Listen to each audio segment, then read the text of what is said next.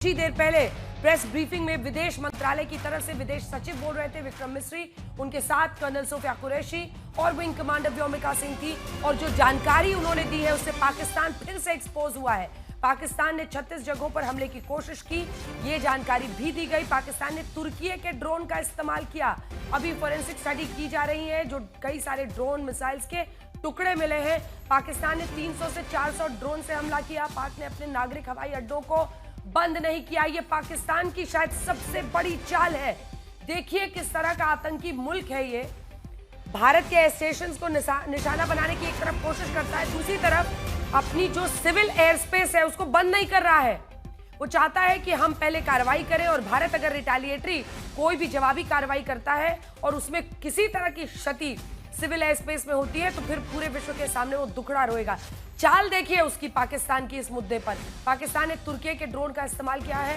कुछ देर पहले जो प्रेस कॉन्फ्रेंस की गई है उसमें जो जानकारी दी गई है, छोटा सा उसका हिस्सा आपको जल्दी से सुना देते हैं। पाकिस्तान का गैर जिम्मेदाराना व्यवहार फिर से सामने आया। 7 मई 2025 को रात 8:30 बजे एक असफल अकारण ड्रोन और मिसाइल हमला करने के बावजूद पाकिस्तान ने अपना नागरिक हवाई क्षेत्र बंद नहीं किया। पाकिस्तान अपने नागरिक विमानों को ढाल के रूप में इस्तेमाल कर रहा है, जबकि उसे अच्छी तरह से पता है कि भारत पर उसके हमले से हवाई रक्षा की तीव्र प्रतिक्रिया होगी। यह भारत और पाकिस्तान के बीच अंतर्राष्ट्रीय सीमा के पास उड़ान भरने वाले अंतर्राष्ट्रीय उड़ानों सहित नागरिक विमानों के लिए सुरक्षित नहीं है। यहाँ स्क्रीन शॉट में पंजाब सेक्टर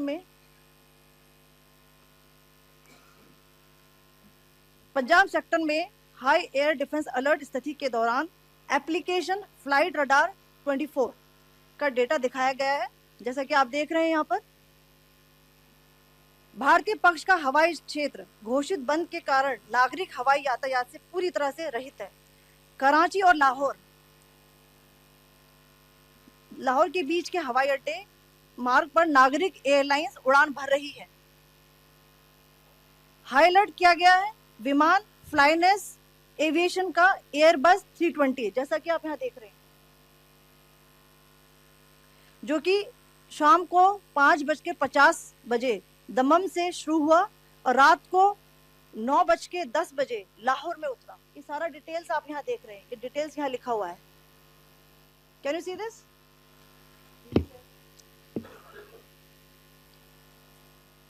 भारतीय वायुसेना ने अपनी प्रतिक्रिया में काफी संयम दिखाया और इस प्रकार अंतरराष्ट्रीय नागरिक विमान सेवा की सुरक्षा सुनिश्चित की।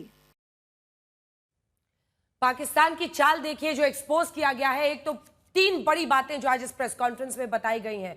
एक तो पाकिस्तान ने किस तरह से तुर्की में ड्रोन से अटैक किया, बाकी ड्रोन्स की जांच की जा रही है। जो काउंटर अटैक हुआ उसमें हमने उनके सर्वेलेंस सिस्टम को पूरी तरह से ध्वस्त किया है और इसी के साथ साथ उन ड्रोन्स को मार गिराने में हम कामयाब हुए, मिसाइल्स को मारने में हम कामयाब हुए। लेकिन तीसरी बड़ी बात जो बताई गई है वो पाकिस्तान की चाल की है और इसी पर बातचीत करने के लिए मंजीत नेगी हमारे सहयोगी हमारे साथ जुड़ रहे हैं। मंजीत, चाल देखिए, लाहौर कराची के बीच में जो सिविल एयर स्पेस है उनका, उसको जो नागरिक विमान है उनके, उसको बंद नहीं कर रहे हैं। उनको पता है कि अगर इस तरह के हमले वो करता है भारत जवाबी कार्रवाई करेगा, तो अपने उसने ये चाल चलनी शुरू कर दी है, क्योंकि उसको पता है कि भारत जैसा देश कभी भी आम नागरिकों को, सिविलियंस को या नागरिक विमान को टारगेट नहीं करेगा। अंजना, इसीलिए कल हमने देखा कि जिस तरह से जब पाकिस्तान ने 500 से ज़्यादा जो स्मॉल ड्रोन है उनके ज़रिए पूरे 24 अलग अलग इलाकों में एयर रेड की, उस दौरान भारत चाहता तो उसका जवाबी हमला कर सकता था, लेकिन पाकिस्तान ने जिस तरह से चालबाजी के साथ उस दौरान अपनी सिविल जो फ्लाइट्स हैं उनको जारी रखा, सिविल स्पेस को खोल के रखा, वो एक रणनीति उसकी थी और जिसको आज प्रेस कॉन्फ्रेंस में एक्सपोज किया गया। और आप देखें कि हमारे पास उसकी एक्सक्लूसिव तस्वीरें हैं जो तुर्की और चीनी ड्रोन्स का पाकिस्तान ने इस्तेमाल किया। किस तरह से 3 अलग अलग खेपों में 7:30 बजे से शुरू करके के 11:30 बजे तक लगातार 500 से ज़्यादा ड्रोन 24 शहरों में भेजे, जिसमें से 50 से ज़्यादा ड्रोन हमारी सेनाओं ने मार गिराए, 30 को सॉफ्ट किलिंग हुई है। इसके साथ मिसाइल का उसने इस्तेमाल किया। लेकिन सबसे बड़ी बात कि वो एक सोची समझी रणनीति, एक चालबाजी के तहत इस पूरे ऑपरेशन को कर रहा था। और उसने जो कल 500 से ज़्यादा ड्रोन का इस्तेमाल किया, वो सब अनआर्म्ड थे, स्मॉल जो ड्रोन का इस्तेमाल किया। लेकिन सबसे बड़ी बात जो प्रेस कॉन्फ्रेंस में बताई गई कि किस तरह से उस दौरान उसने सिविल जो स्पेस है उसको खोल कर रखा। धन्यवाद आपका मंजीत इस तमाम जानकारी के लिए। लेकिन दर्शकों को एक बार फिर से बता दें कि एक बार फिर कर्नल कुरैशी, सोफिया कुरैशी और साथ ही विंग कमांडर व्योमिका सिंह जब विदेश सचिव विक्रम मिस्री के साथ मौजूद थी, उन्होंने बाकायदा दिखाया है कि देखिए पाकिस्तान जैसा मुल्क किस तरह की बुजदिली है, वो आड़ किसे बना रहा है, आम नागरिकों को, सिविलियन विमानों को नागरिक विमानों की आड़ में छिपने की कोशिश कर रहा है। ऐसा देश जो उनकी जान को खतरे में डाल रहा है, लेकिन सामने भारत है, भारत जैसा देश जो कभी भी आम नागरिकों पर हमला नहीं करेगा।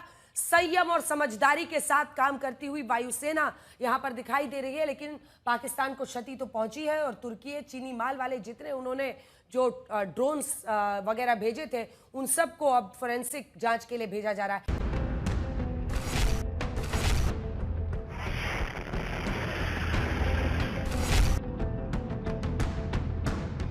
पाकिस्तान में आतंकियों के आकाओं के खिलाफ भारत का ऑपरेशन सिंदूर जारी।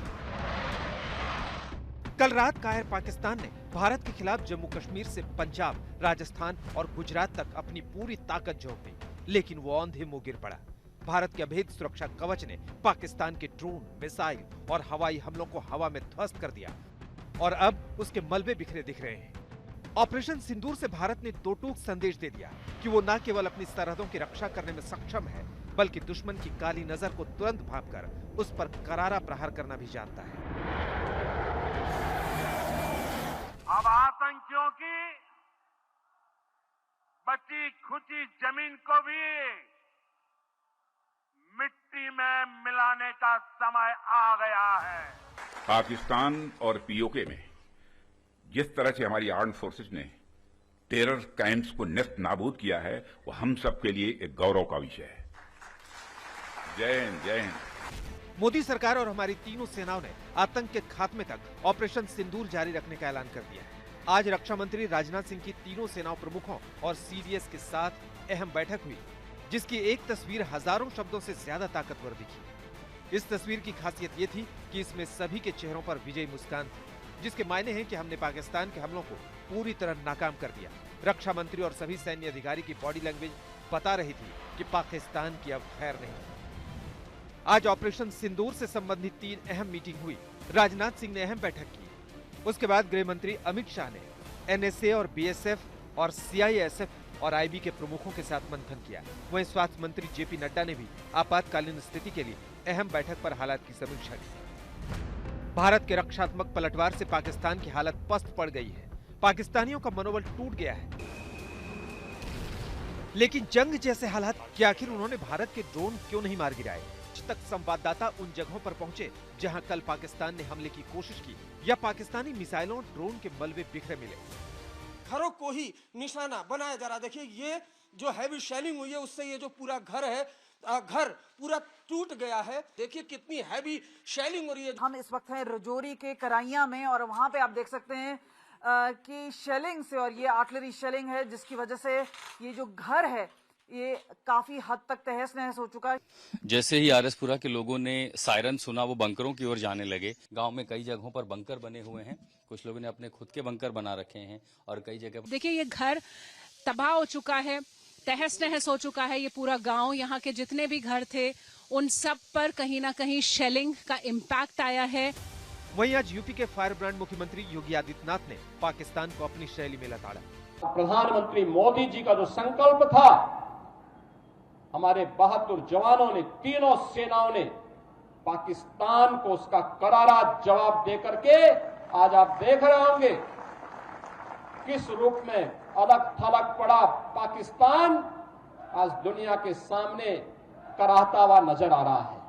सवाल है कि पाकिस्तान कब तक आतंकियों की ऐशगाह बना रहेगा, क्योंकि पाकिस्तानी हुकूमत और उसकी कायर आर्मी से पाकिस्तानी अवाम भी त्रस्त आ चुकी है। लेकिन पीएम मोदी ने पड़ोसी मुल्क को कड़ा संदेश दे दिया है कि अब उसकी एक भी गलती पाकिस्तान को दुनिया के नक्शे से मिटा सकती है। आज तक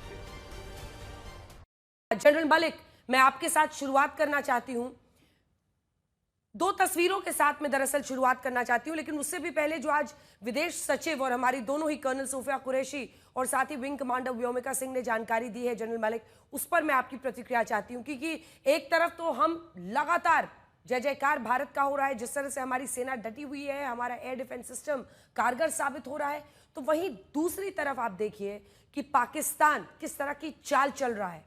वो किसके पीछे छिप रहा है सर? वो आम नागरिकों के पीछे। उसने अपने नागरिक विमान जो है वो बंद नहीं किए हैं, लाहौर कराची के बीच विमान चला रहा है और उसको पता है कि भारत इसमें अटैक नहीं करेगा। इस पर आपकी क्या प्रतिक्रिया है? देखिए, पहली बात तो यह है कि जो चीज़ें आज प्रेस कॉन्फ्रेंस में बताई गई हैं उसमें साफ लगता है कि पाकिस्तान झूठ बोलता रहा है, झूठ पहले से बोलता रहा है, अभी भी है, करता रहा है और खूब चालाकियां करने की कोशिश करता है। और उसकी कोशिश ये भी है कि किसी तरीके से कुछ ब्लेम हमारे ऊपर आ जाए। लेकिन मैं बिलीव करता हूं कि अब पूरी दुनिया इस चीज़ों को जान गई है। अब कहना कि हमने खुद अपने धर्म स्थानों के ऊपर हमला किया है, ये तो कौन मानेगा बताइए? भारतवर्ष में या बाहर कोई भी दुनिया में नहीं मानेगा। सो इस किस्म के झूठ बोलने, चाहे वो पुंछ का गुरुद्वारा हो या कहना हो कि अमृतसर के गुरुद्वारे के पास हमने ये कार्रवाई की, ये इस तरीके के झूठ बोल रहा है और ये शायद बोलता रहेगा। ये पाकिस्तान आर्मी की खासियत है, ये उनके डीएनए में लिखा हुआ है। तो ये मैं पहले से भी जानता हूं और बड़ा अफसोस है, लेकिन हमको अपनी जो इसका जवाब यही है कि हम बीच बीच में अपनी प्रेस कॉन्फ्रेंस करके पूरे दुनिया को और खासकर अपने देशवासियों को इसकी सच्चाई बताते रहें। और मुझे उम्मीद है कि ये सच्चाई भी उनके पास भी पहुंच जाएगी, उनकी पब्लिक के पास पहुंच जाएगी। तो पहली तो ये मेरी उसमें। दूसरी बात ये है कि अभी भी वो डिनायल मोड में है, हर एक चीज में डिनायल मोड करते जा रहे हैं। ये भी नहीं हुआ, ये भी हमने नहीं किया, वो भी हमने नहीं किया। लेकिन असली बात ये है कि अब ना उनके पास पैसे हैं, ना उनके पास ताकत है कि ऐसी बातें कितने दिन के लिए चलेंगी। सो मैं समझता हूँ कि उसको हमको अपने काम करना चाहिए। अगर आज रात को फिर कुछ करते हैं या कहीं और कब करते हैं तो हमको जवाब देना चाहिए खूब जोर से, जैसे हमने कल दिया। मेरा एक और सवाल उसमें जुड़ा हुआ था सर कि कैसा ये देश है कि आम नागरिकों की जान को दांव पर डाल रहा है। ऐसी स्थिति में सबसे पहले आप जो आपके नागरिक विमान है उसको बंद करते हैं, और ये नागरिक विमान इसीलिए चला रहा है ताकि वो अपनी जान उसके पीछे छिपा सके।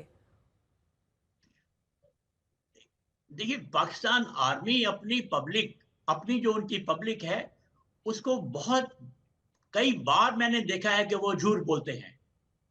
अब आप कारगिल वॉर के समय आपको याद होगा कि इन्होंने पहले सब यही बताया कि हमने कुछ काम नहीं किया है, ये तो सिर्फ टेररिस्ट की कार्रवाई है जो वहां के कश्मीरी टेररिस्ट हैं।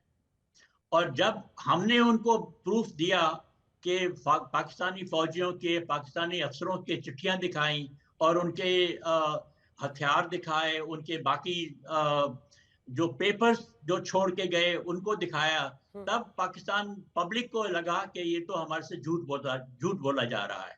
तो ये झूठ बोलते हैं, ये उनकी आदत है, लेकिन सूनर और लेटर सच जो है वो छुपा नहीं रह सकता। और जिस तरीके से हम अपनी अनाउंसमेंट कर रहे हैं, जिस तरीके से हम बाकी दुनिया को समझाने की कोशिश कर रहे हैं, तो ये झूठ जो है उनकी पब्लिक भी पकड़ लेगी, आज नहीं तो कल। और ये बड़े अफसोस की बात है। और अब आपने उनके हवाई जहाज़ों के बारे में बात की जो अपने आदमियों को ही शहीद करना मांगते हैं कि हम नहीं करें। लेकिन अगर याद होगा कि कारगिल वॉर के वक्त अपने फौजियों को वो उठा के नहीं, उनकी डेड बॉडीज को उन्होंने एक्सेप्ट नहीं किया। हमने ही उनके लिए उनका सेरेमोनियल तरीके से अपनी तरफ से हमने बरियल किया। तो ये I think as far as Pakistan is concern कुछ भी कर सकता है, ऐसी उल्टी गंदी बातें जो हैं, जो बिल्कुल ही इमोरल बातें हैं, ये उनसे एक्सपेक्ट किया जा सकता है, खासकर पाकिस्तान आर्मी से। और शर्मनाक स्थिति तो ये भी रही जनरल मलिक कि वो लगातार रिहायशी इलाकों पर टारगेट कर रहे हैं। आपने भी बताया कि सिख गुरुद्वारा 3 लोगों की मौत हो गई, कई जगहों पर अमृतसर में गुरुद्वारे के करीब कॉन्वेंट स्कूल की खबर आई है जो वो कर रहे हैं। ये साफ दिखाता है कि हमने उनके आतंकी ठिकानों को मारा है। पंजाब के बहावलपुर में, और आप भी मुझे लगता है सर जब आप भी सर्विस में रहे होंगे, बहावलपुर कई जो दशक है वो सेना के भी कानों में गूंजते रहे हैं। हमने बहावलपुर, मुरीद के इन जगहों पर पंजाब में जब हमला किया है पाकिस्तान के, तब इनके सीने का दर्द इतना बढ़ा है और इस तरह से वो रिहायशी इलाकों पर कर रहे हैं। ये भी उनको एक्सपोज करता है जो 2 दिन के ऑपरेशंस हमारे हैं एयर डिफेंस के, जो इतने बड़े तरीके, बड़े पैमाने पर सफल रहे हैं, उसको आप किस तरह से देखते हैं?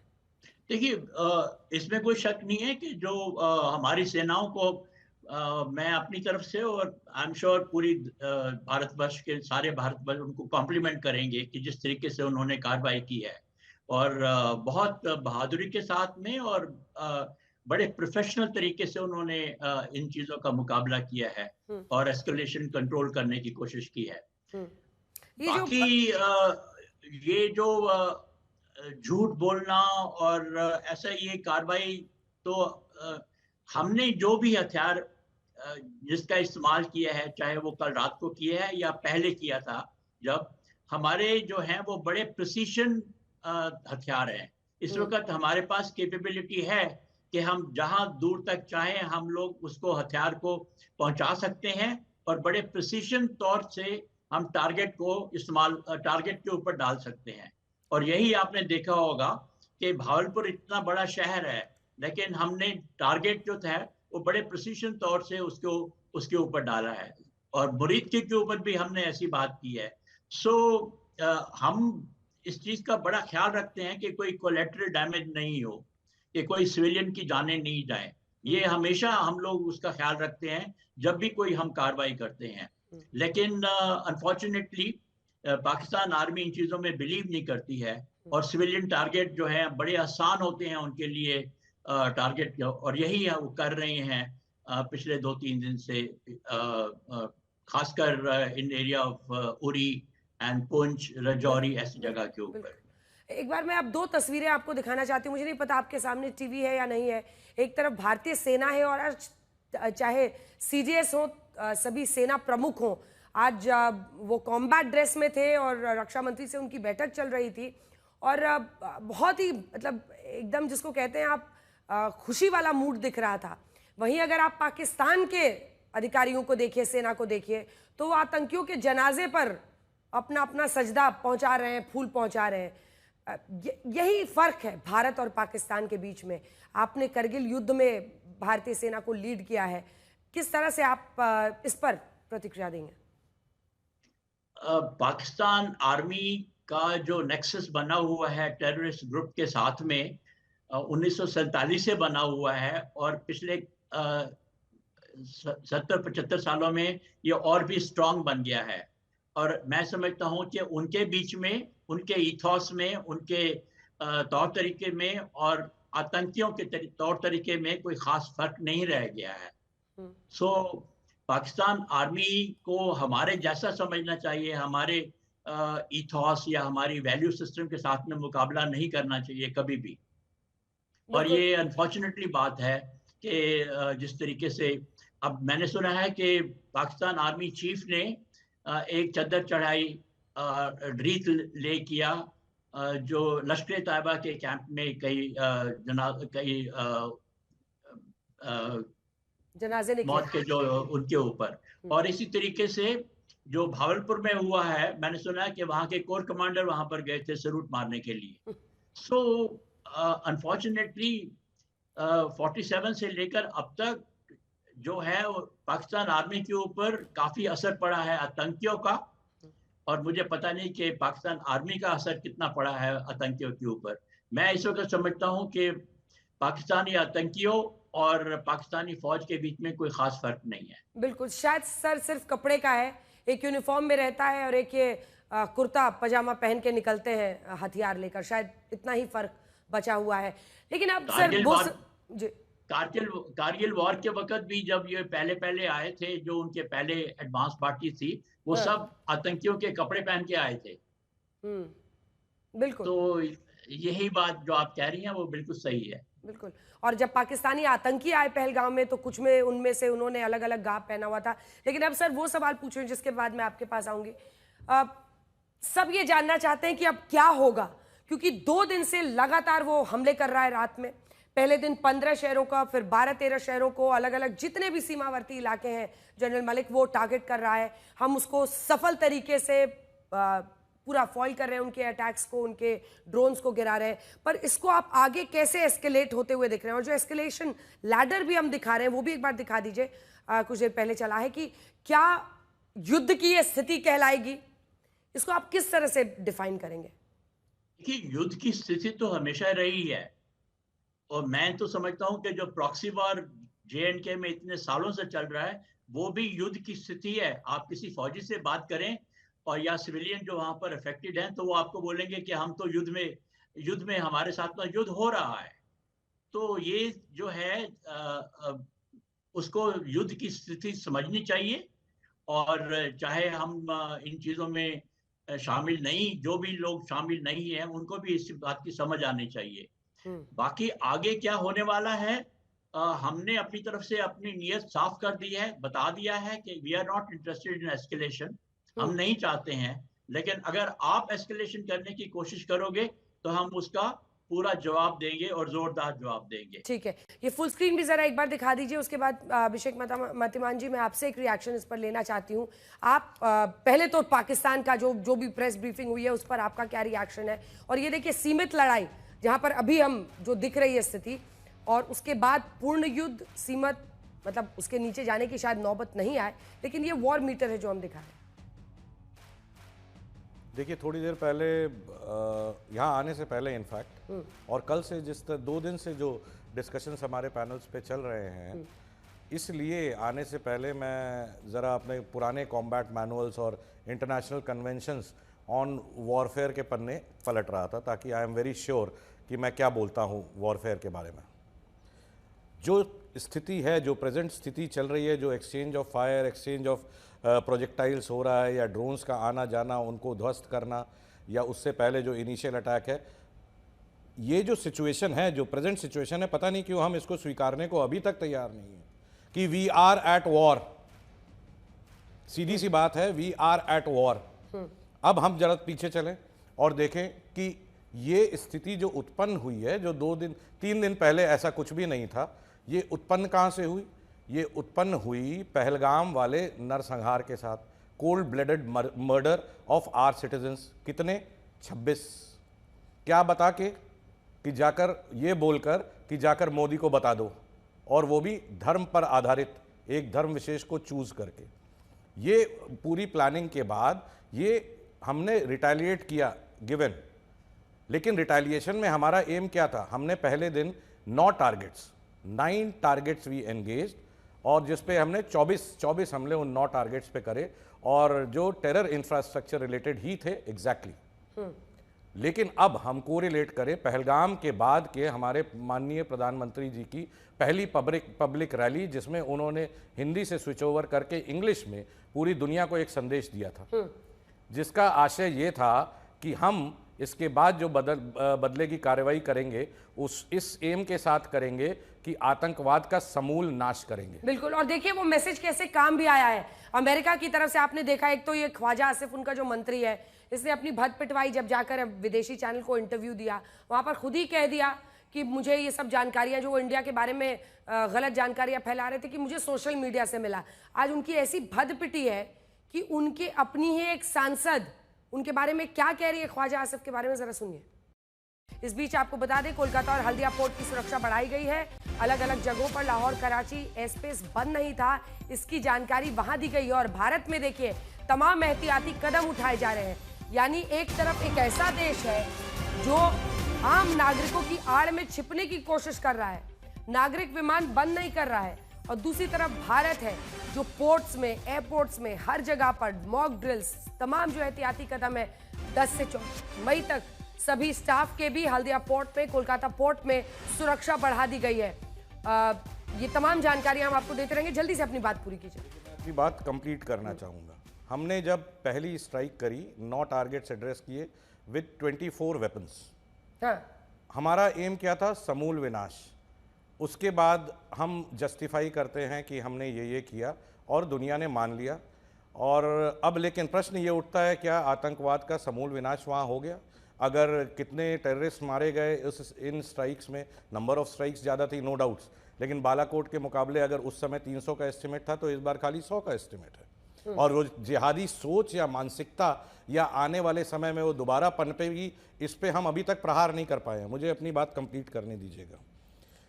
देखिए, इसके बाद क्या होता है, पैरेलली कंकरेंटली क्या चल रहा है कि यूएस गवर्नमेंट से भी अलग अलग वक्तव्य आ रहे हैं। पहले दिन के एक्शन के बाद आया कि भाई रिस्ट्रिक्ट करें एंड इसका एंड जितनी जल्दी कर सके करें। दूसरे दिन ये आया कि पाकिस्तान इमीडिएटली विड्रॉ करे। और आज मॉर्निंग जो जेडी वांस साहब के दफ्तर से जो ट्वीट किया गया या एक्स पर जो वक्तव्य आया वो ये आया है कि यूएस इंटरफेयर नहीं करेगा। जिस दिशा में ये वक्तव्य यूएस के चल रहे हैं वो ये चल रहे हैं कि उन्होंने अपनी तरफ से जितनी स्पष्टता से जाहिर कर सकते हैं कि भारत आगे बढ़े और अपनी नेसेसरी कार्रवाई करे, उन्होंने हमें भी छूट दे दी है। बाकी उनके यूएस की छोड़िए, बाकी जितने देश हैं, द पावर्स दैट बी, उनका सपोर्ट भी हमारे साथ है। तो मुझे ये लगता है कि जो apart from the press briefings जो कि बिल्कुल पिन पॉइंटेड होती हैं, अभी काफ़ी है। अभी जैसा कि हमारे पूर्व सेनाध्यक्ष जनरल नरावने ने भी 2 दिन पहले एक ट्वीट किया था और बताया था कि पिक्चर अभी बाकी है। और उसके बाद पूरे देश में एक गजब लहर चल गई थी कि पिक्चर अभी बाकी है, क्योंकि देश में इस बार लोगों का जो एक सेंटिमेंट है वो इस बार आर पार का है। और देखिए, हिमाकत लगातार 2 रात से अगर पाकिस्तान कर रहा है तो जनरल मतिमान, अभी हमें क्या करना चाहिए? आपको क्या लगता है क्या होगा? क्योंकि अगर वो नागरिक विमानों को रोकता नहीं है, जाहिर तौर पर भारत जैसा मुल्क कभी भी नहीं चाहेगा कि परिस्थिति कितनी भी विषम हो, हम आम नागरिकों को, और उनकी आड़ में छिपने की कोशिश कर रहा है वो मौलाना मुनीर। देखिए, इस पर भी मैं रेगुलेशंस, एयर रेगुलेशंस का हवाला देते हुए आपको बता देता हूँ, स्थिति स्पष्ट कर देता हूँ अपने देखने वालों के लिए कि अगर इस तरह की होस्टाइल एक्टिविटी आपके मेनलैंड पर चल रही है और आप जो सिविल यातायात है उसको रोकने के लिए नोटाम जारी नहीं करते हैं, तो उससे होने वाले नुकसान के लिए भी आप खुद जिम्मेदार हैं। ठीक है, तो हम इस चीज की चिंता छोड़ दें कि पाकिस्तान का क्या नुकसान होगा। जो गलत ट्रैक पर है उसको गलत ट्रैक पर रहने दें। फिलहाल आज तक की अपडेट के हिसाब से 26 हमने पहलगाम में खोए थे। कल की सिविलियन एरियाज पे पाकिस्तानी अटैक्स के बाद 16 लाइव्स हमने और खो दी, हो गया 42, 59 इंजर्ड हैं। तो इन इफेक्ट अब तक हमने अचीव क्या किया है? आतंकवाद का समूल नाश हुआ नहीं। तो रावल 26 हुई थी, 16 ऐड हो गई उसमें। 42। बहावलपुर और मुरीदके में जो हमला किया वो आपको नहीं लग रहा है कि एक डिसाइसिव कदम था?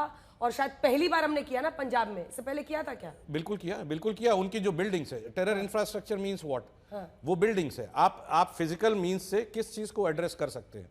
फिजिकल मींस से आप फिजिकल थिंग्स को एड्रेस कर सकते हैं। तो आप और जो कि हमारा क्या एस्टिमेट है, चाहिए? हमें ये करना चाहिए जो बहुत उससे पहले से, immediately after Pahalgam attack, various retired generals, various chief सब एक मत थे इस बात पर कि जब तक Pakistani army which dictates the term to the Pakistani state, उसकी रीढ़ की हड्डी उनकी कौम के सामने नहीं तोड़ी जाएगी, उनकी साइक बदलने वाली नहीं है। रीढ़ की हड्डी वो बिल्कुल तोड़ी जाएगी। पिछले मैं बताता हूं कैसे। जो मिलिट्री एक्शन से ही तोड़ी जाएगी, जाहिर सी बात है, मिलिट्री एक्शन से ही तोड़ेंगे। और ये उनको ही करना है, फैसला उन्हीं का होना है। एक बार फिर से जो तस्वीरें हैं और जो तमाम खबरें अपने दर्शकों को बता देते हैं। सीमा के हालात पर एक तरफ सेना प्रमुखों से आज रक्षा मंत्री ने जब बातचीत की है, उस तस्वीर के बारे में जरा आपको बताते हैं, क्योंकि उसको लेकर भी देश में बहुत चर्चा है इस वक्त। तो एक बार तस्वीरें दिखा दीजिए मेरे साथ स्क्रीन पर। ये देखिए, ये जो तस्वीरें हैं, इससे पहले भी प्रधानमंत्री नरेंद्र मोदी के सामने सीडीएस हो, तीनों सेनाध्यक्ष हों, 29 अप्रैल को उन्होंने बातचीत की थी। और फिर 9 मई की तस्वीर हम आज की दिखा रहे हैं, जब रक्षा मंत्रालय में ये बैठक हुई थी और तमाम लोग वहां पर मौजूद थे। एक कॉम्बैट ड्रेस में तो थे ही, लेकिन इसी के साथ जो मोराल होता है, आप देखिए एक देश की सेना का मोराल जो बढ़ता है, क्योंकि इन लोगों के कंधों पर यह जिम्मेदारी है कि संयम के साथ समझदारी वाले फैसले लिए जाएं, क्योंकि देश को हमने देखा है, चाहे वो रूस यूक्रेन में जंग है वो लंबे वक्त तक चल रही है, इजराइल और फिलिस्तीन के भी जंग है लंबे वक्त से चल रही है, कोई भी जल्दबाजी में लिया हुआ फैसला सही नहीं होता है। और इसीलिए भारत ने अभी तक जिस तरह के कदम उठाए हैं उसकी खुशी उनके चेहरे पर दिखाई दे रही है। यह अपने आप में सबसे बड़ा संदेश है। भारतीय सेना का हौसला बुलंद है और इन तस्वीरों से उन तमाम सैनिकों का हौसला बुलंद रहेगा जो सरहद पर इस वक्त भी तैनात है। देखिए मोर्चे पर जो हमारी तमाम डिफेंस सिस्टम है वो अब एक एक करके जो हमने जानकारियां इकट्ठा की हैं आपके लिए कि आखिर हमने कैसे पाकिस्तान को ध्वस्त किया। तो हमारे एयर डिफेंस में आज हमने किन किन डिफेंस सिस्टम्स का इस्तेमाल किया है, एक के बाद एक जानकारियां आपको देते हैं और जो ग्राफिक्स है उसके जरिए आपको बताते हैं। क्योंकि अगर हमने अपने सुदर्शन चक्र कहने वाले S-400 का इस्तेमाल किया है तो दुनिया की ये सबसे सक्षम एयर डिफेंस मिसाइल सिस्टम मानी जाती है, सबसे सक्षम। और देखिए इजराइल के आयरन डोम की हमेशा बात होती है कई जगहों की, लेकिन जिस तरह से इसने काम किया है, अत्याधुनिक रडार है, टारगेट पर सही है, रडार की रेंज 600 किलोमीटर तक है। तो आप सोचिए कि किस तरह से S-400 ने पूरा इलाका, चाहे आप देखिए भुज हो गुजरात में, राजस्थान, इन तमाम जगह, टारगेट ट्रैक की क्षमता 300 है, एक साथ 72 मिसाइल्स छोड़ने की क्षमता है एक साथ। और जब वो स्वॉर्म ड्रोन्स उधर से भेज रहा था पाकिस्तान, बहुत सारे ड्रोन्स एक साथ आ रहे थे, तो ऐसे में ये कारगर साबित हुआ।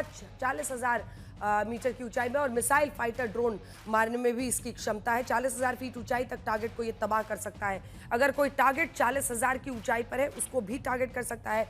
2018 में रूस के करीब 35,000 करोड़ में ये करार हुआ था और उस वक्त अमेरिका से लेकर कई अन्य मुल्कों ने इस पर नाराजगी जाहिर की थी, लेकिन हमने अपने डिफेंस प्रोक्योरमेंट में यानी रक्षा खरीद में एक एक फैसला जो लिया है वो आज कितना सही साबित हो रहा है। आप देख रहे हैं आकाश की खासियत आपको बताते हैं। बोफोर्स कंपनी ने ये आकाश के बारे में हम बता रहे हैं आपको, फाइटर ड्रोन है, हेलीकॉप्टर गिराने में ये सक्षम है और इसी के साथ साथ DRDO द्वारा ये डिजाइन है। तो जब इंडिजिनस की बात होती है, आत्मनिर्भर भारत की बात होती है, इसका रेंज है 30 किलोमीटर का। DRDO ने इसे तैयार किया है और इसका रेंज है 30 किलोमीटर का। भारतीय सेना और वायुसेना की रीढ़ इसे माना जाता है। और अब हम आपको समर की खासियत बताते हैं क्योंकि इसके भी इस्तेमाल के बारे में आज खुद इंडियन एयरफोर्स ने जानकारी दी है। स्पीड 3000 किलोमीटर प्रति घंटा सतह से हवा में वार करता है, रेंज 30 किलोमीटर का है। समर की ये खासियत है। इसी के साथ साथ स्वदेशी है, कम दूरी की मिसाइल्स है। तो ये एक ऐसा भी क्षण है जब आत्मनिर्भर भारत को रक्षा के क्षेत्र में एक बहुत बड़ा पुश मिल रहा है। हम अपने देश में डेवलप किए हुए बनाए हुए जो हमारा डिफेंस सिस्टम है उसको इस्तेमाल कर रहे हैं। इस बीच बड़ी खबर आ रही है, PSL को लेकर पाकिस्तान को झटका लग सकता है। बड़ी जानकारी इस वक्त की हम आपको बता रहे हैं। PSL को दुबई शिफ्ट करने की योजना को झटका लग सकता है। UAE कर सकता है मना। नितिन श्रीवास्तव हमारे साथ जुड़ रहे हैं। नितिन, एक और झटका लाइन में।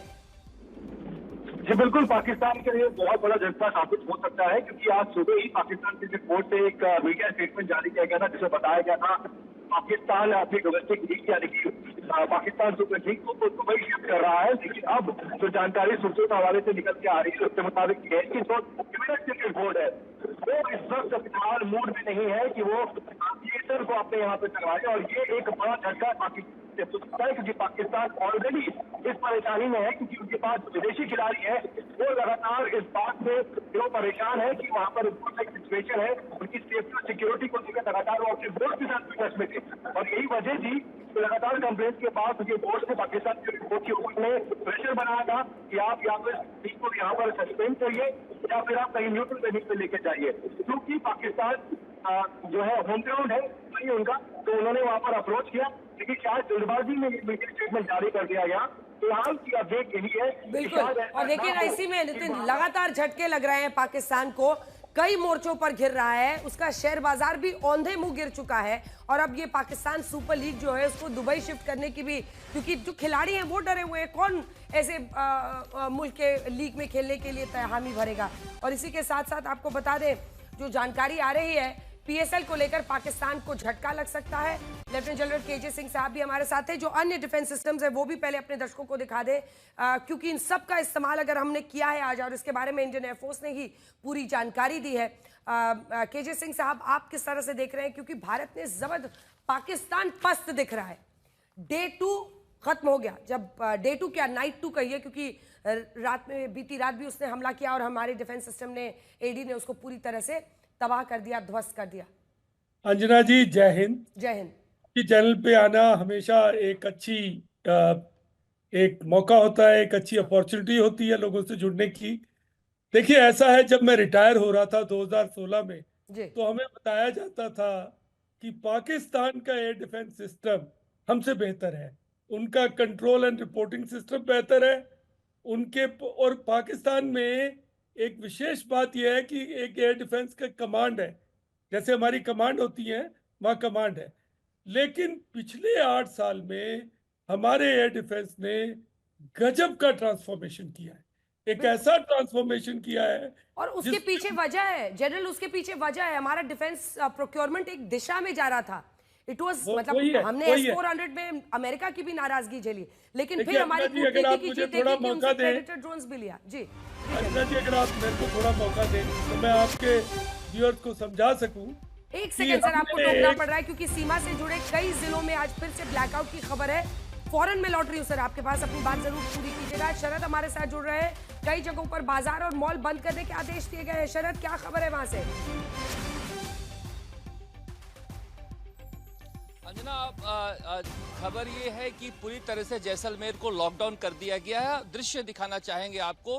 देखिए, ये हनुमान चौराहा है और इस तरह से पूरे जैसलमेर में एक तरह से लॉकडाउन कर दिया गया है। जिसे केवल दवाई और अस्पताल जाना है उसे निकलने की इजाज़त है। 3 बजे से ही ग्रामीण इलाकों में ही आवाजाही पूरी बंद कर दी गई है। अब लाइटें परमानेंट नहीं जलेंगी। सूर्यास्त से सूर्योदय तक कोई भी लाइटें अगले आदेश तक सीमावर्ती इलाकों में कहीं नहीं जलाई जाएंगी। इस तरह से प्रशासन ने आदेश दिए हैं। इसकी वजह है कि कुछ इनपुट मिले थे खुफिया एजेंसियों की तरफ से। एहतियातन ये कदम उठाया गया है क्योंकि जिस तरह की नापाक हरकत पाकिस्तान ने कल रात की है जैसलमेर के आसमान में, उसे देखते हुए एहतियातन ये कदम उठाए गए हैं। और बहुत सारे ऐसे कदम उठाए गए हैं जिसके जरिए पाकिस्तान को मुंहतोड़ जवाब दिया जा सके। उसी कड़ी में केवल जैसलमेर ही नहीं, सीमावर्ती जितने जिले हैं सबके लिए ये नियम लागू किए गए हैं कि अपना रशद जो है अपने घर पे रखें और दवाई भी अपने घर पे रखें, दूध का इंतजाम करें। जिनकी शादियां हैं दिन में शादी कर लें। इस तरह से इंतजाम किए हैं। करीब 350 डॉक्टरों को जयपुर से भेजा गया है। बड़ी संख्या में फायर ब्रिगेड की गाड़ियां जो हैं वो जयपुर से रवाना कर दी गई सीमावर्ती। बिल्कुल। 2 लाइन में जनरल सिंह, अगर आप अपनी बात पूरी करें। सर, आई एम सॉरी, आप बहुत लेट से जुड़े, इसलिए कट शॉर्ट करना पड़ा मुझे आपको, जल्दी से। हमने एक आकाश तीर नाम का एक इंटीग्रेटेड सिस्टम बनाया जो कि हमारा इंडिजीनियस सिस्टम है। अब इसके साथ हमने ZU-23, L-70 और शिल्का गन्स को जोड़ा और L-70 की जो टारगेटिंग सिस्टम है, जो उसका साइटिंग सिस्टम है, उसको अपग्रेड किया। बिल्कुल। और उसके साथ हमने जोड़ दी आकाश की मीडियम रेंज मिसाइल सिस्टम। जी सर। और S-400 की बात तो हम कर ही रहे हैं, लेकिन जो कल रात का कमाल हमको देखने को मिला, उसमें सबसे बड़ी भूमिका ZU-23 और L-70 गन्स की रही, जो कि हमारी पुराने सिस्टम माने जाते थे। लेकिन हमने उसको अपग्रेड भी किया था सर। हाँ, उनके जो हमारे गनर्स हैं उन्होंने कमाल की, उन्होंने और L-70 ने भी जिस तरह से परफॉर्म किया है, उसका अपग्रेडेशन भी हमने किया था। वो सब एक दिशा में था और इसीलिए शायद इतनी अच्छी कामयाबी मिली है 2 बार के अटैक पर। आज क्या होता है इस पर हमारी नजर बनी हुई है।